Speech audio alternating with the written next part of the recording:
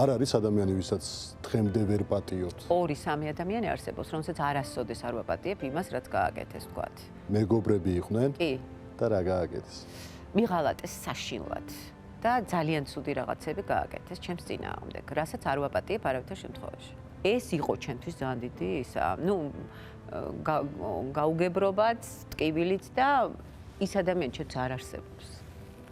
ცდილობდა აეხსნა ეს ყველაფერი. თავიდან ვითომ კი, მაგრამ ეხლა მე მგონი არ ცდილობს. არავითარი აზრია რა უნდა აუხსნა, როდესაც ყველაფერი ამოწურულია უკვე. შეიძლება ადამიანი შეცდე, რაღაცა გააკეთო, ამას აპატიებ, მაგრამ აი ესე როცა თან მიმდევრულად რაღაცები ხდება, ერთხელ, ორჯერ, სამჯერ და ხუთჯერ და როცა შენ მთლიანად გახსნილი ხარ მისთვის და ის შენ გიბრუნებს ისეთ რაღაცას, რაც საერთოდ არ დაგიმსახურებია, ამ ის პატიება ძნელია. ეს მეგობარი კოლეგაც არის თქვენი? ხვდებით ხოლმე გიწევთ შეხვედრა სადმე? თვალებში არ ჩაგიხედავთ?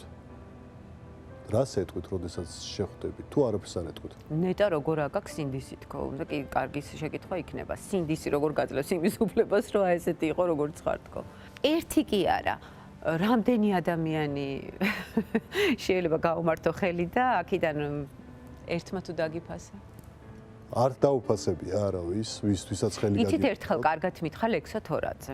თუ ვინმეს დაეხმარები, ნუ გაელოდები, რომ რამეს დაგიფასებენა. ასეც არის.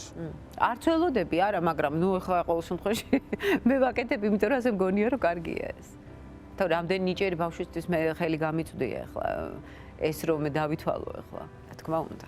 ხატია ბუნიათიშვილთან თქვენი დაძაბული ურთიერთობა მითია თუ რეალობა?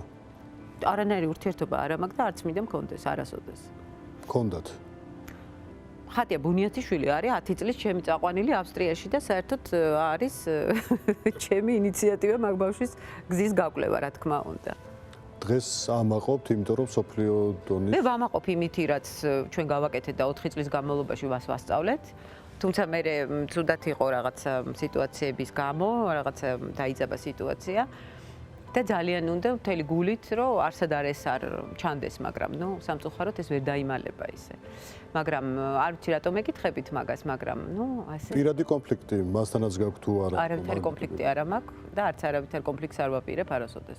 პირადად ნამდვილად არა. რატომ აღარ გაქვთ ურთიერთობა მაშინ? თქვენი გადაწყვეტილებაა?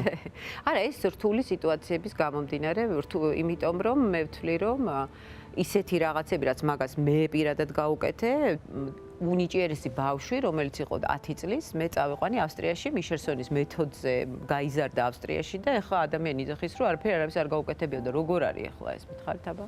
ძალიან კარგი ქენით, თუ ხელი შეუწყეთ, იმიტომ რომ ხო და ამიტომ ვამბობ, რომ ერთი მხრივ ძალიან კარგი საქმე გავაკეთე და რატომაც არა, მაგრამ პირადული ურთიერთობა არ მაქვს არანაირი.